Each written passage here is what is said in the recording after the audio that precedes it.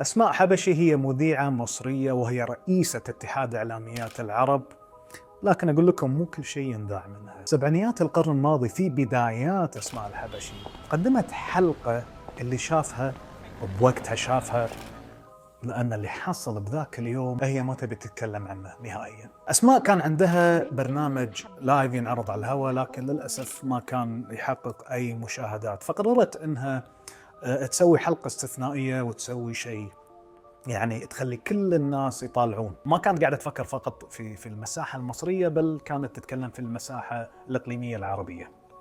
فقررت أنها تسوي حلقة بأنها تجيب عالم الدكتور حسن شربيني، وأيضا شاب اسمه دافيد حايك. ودافيد حايك كان معروف أنه يعني لا قدرته بالشعوذة وقدرته في السحر وبعض الأمور. وليش جابت هالشخصين بالذات؟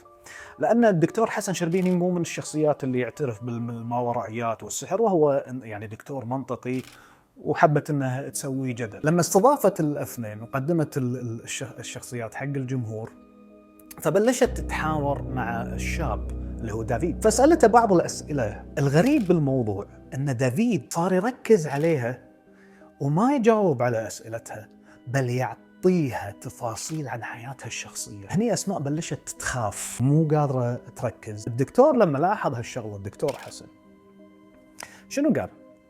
قال يا جماعة، دام ان انتم تعرضون لايف، معروف ان هذه كلها تمثيلية، انتم اكيد الاثنين متفقين انه هو يطلع بعض البيانات او بعض المعلومات الشخصية عنك، وانت تسوي نفسك خايفة. الشاب هني لما طالع الدكتور حسن عيونه بلشت تتغير. دكتور حسن هني خاف، ما تمالك نفسه.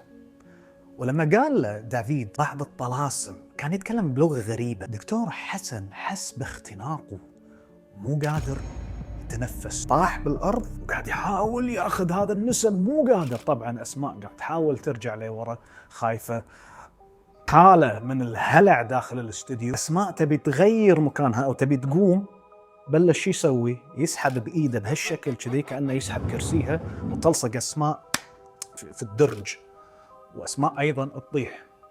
أول ما طاحت، دكتور حسن شربيني بيوقف على أساس أنه بيتنفس. طفت ليتات الاستوديو وما يسمعون إلا إطلاق نار.